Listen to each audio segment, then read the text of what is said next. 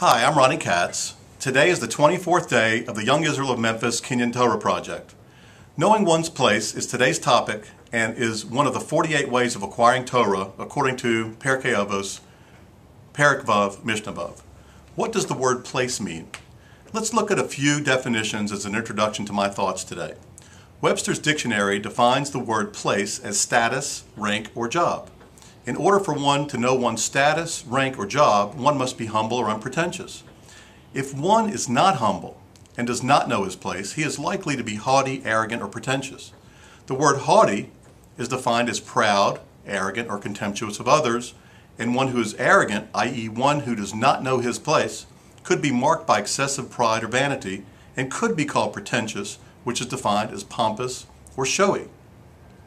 Regarding arrogance, or what I refer to as not knowing one's place, the Gemara in Sota, in the first parak, Daf Daled Amid Beis, says, Kol Adam sheyesh bo gatzos haruach ki'ilu oved avodas kachavim. Any person who possesses a haughtiness of spirit is regarded as though he worships idols. The Gemara also says, everyone of haughty heart is an abomination to Hashem, and goes on to say that a haughty person is as though he has denied the fundamental tenet of the existence of God. In Parshas Metzora, we learned that the underlying cause of tzaras is haughtiness, which causes one to gossip and slander, and as I will posit, leads one to lack of consideration for Hashem and others around them. It is interesting to note that the word makom, place, refers to a physical place or person's status, and yet we find that Hashem is referred to as hamakom, the omnipresent, which is a term that transcends a physical place. We usually hear the name hamakom when a loss has occurred.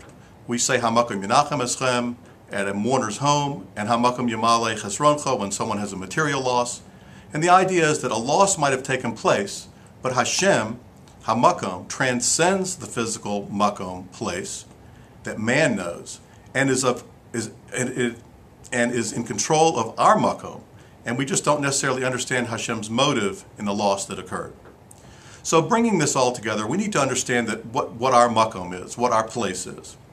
In the dubious honor of my role of shul enforcer on Shabbos, I would like to suggest that there are things that take place in shul that indicate that one might not actually know one's place in shul, or perhaps even generally, and that one should learn to be humble by respecting those around him and by respecting Hashem in shul, his place. That's his with a capital H. By thinking about the following, perhaps we, young Israel, will have a better place to daven and ultimately acquire Torah through this important recognition. Be humble and know your place. If you talk so loud during davening that you might as well be the rabbi giving his drasha, you might just not know your place. If you daven so loud in shul that the EPA has to send out a noise warning, you might just not know your place. If you are one of the many people who pace back and forth in shul and cause the Memphis International Airport tower to monitor the robust traffic, you might just not know your place. If you are one of the many people who pace back and forth and create head and tail winds in shul and knock over innocent daveners, you might just not know your place. If you yawn so loud in shul that you sound like a bear coming out of hibernation, you might just not know your place. If you drop so many tissues and candy wrappers on the floor during davening that waste management has to send a truck to pick it up, you might just not know your place. If you belch so loud in shul that people run for cover, fearing being buried alive by burning lava and ash, you might just not know your place. If you can't control other bodily functions in shul, yes, it happens. You might just not know your place.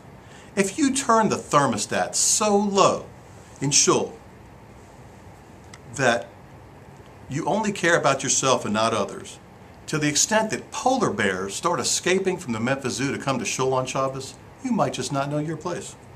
If you blow your nose so loud that everyone looks outside to see if Mashiach is pulling up on a white horse, you might just not know your place. If you shuckle so hard that NASA begins a T-1 count, you might just not know your place. If you never put your Siddurim and other Svarim away and wait for others to do it, and you have so many books on your table that a library can be named for you, you might just not know your place.